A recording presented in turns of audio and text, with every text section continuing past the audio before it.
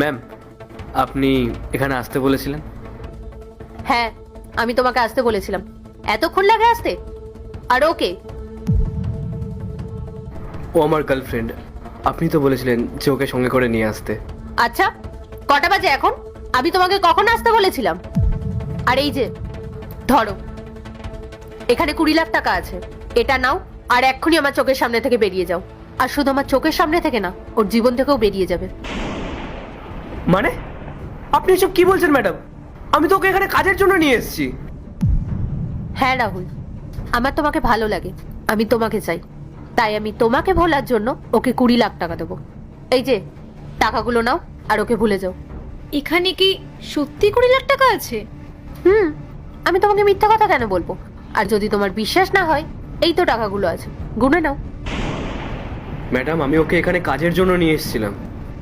আমি যদি জানতাম যে আপনি এরকম ধরনের কথাবার্তা বলবেন, তাহলে আমি ওকে কখনোই এখানে নিয়ে আসতাম না। কাজ, এটাও তো একটা কাজ। 20 লাখ টাকা কিন্তু কম অ্যামাউন্ট না, ভেবে দেখো কিন্তু। দেখুন ম্যাডাম, আমি শ্রেয়াকে ভালোবাসি আর আমি ওর সাথেই থাকতে চাই। আর ওর জন্য 20 লাখ কেন, আমি 20 কোটিও ছাড়তে পারি। তুমি হয়তো আমার কথাটা বুঝতে পারোনি রাহুল। আমি বলেছি আমার তোমাকে ভালো লাগে, তুমি শুধু আমার সাথে থাকবে, তোমাকে কিছু ছাড়তে হবে না। এখন ও ডিসাইড করবে যে ও এই 20 লাখ টাকা নিয়ে তোমাকে ভুলে যাবে নাকি সারা জীবন তোমার সাথে থাকবে। তো বলো, কি ডিসাইড করলে তুমি? ম্যাডাম, সত্যি কথা বলতে এতগুলো টাকা একসঙ্গে আমি কখনো চোখেও দেখিনি, তাই আমি বুঝতেও পারছি না যে কি করব।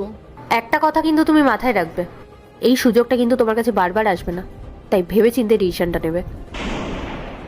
তুমি যদি রাহুলকে সারা জীবনের জন্য ভুলে যাও, তাহলে 20 লাখ টাকা তোমার। আর রাহুল, তুমি যদি আমার সাথে থাকতে চাও, তাহলে আমার কোম্পানির 50% শেয়ার আমি তোমাকে দেবো। ভেবে দেখো, একটা ভালো লাইফস্টাইল তুমি লিড করতে পারবে। এর জন্য তোমাকে বেশি কিছু করতে হবে না, শুধু আমার কোম্পানির ম্যানেজমেন্টটা তোমাকে একটু সামলাতে হবে। এতে কিন্তু তোমাদের দুজনের ফিউচারটাই সেট হয়ে যাবে।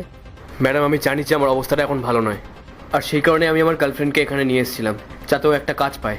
আর যদি ও কাজটা পেয়ে যেত, তাহলে আমাদের লাইফটা অনেক সুন্দরভাবে কাটতো। আমি যদি জানতাম আপনি এই সমস্ত প্ল্যান করে ওকে এখানে ডেকেছেন, তাহলে আমি ওকে কখনোই এখানে নিয়ে আসতাম না। চলো শ্রেয়া। রাহুল দাঁড়াও, কোথায় আছো তুমি? পুরো কথাটা তো শুনে যাও। উনি যা বলছেন একবার ভেবে দেখো, সারা জীবন কি আমরা শুধু স্ট্রাগলই করে যাব? শ্রেয়া, তুমি এসব কি বলছো?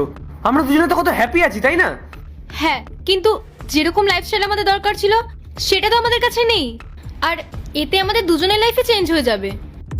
ঠান্ডা মাথায় একবার ভেবে দেখো রাহুল, আমরা ঠিক যেরকম ফিউচার ভেবেছিলাম ঠিক সেরকমটাই পাবো।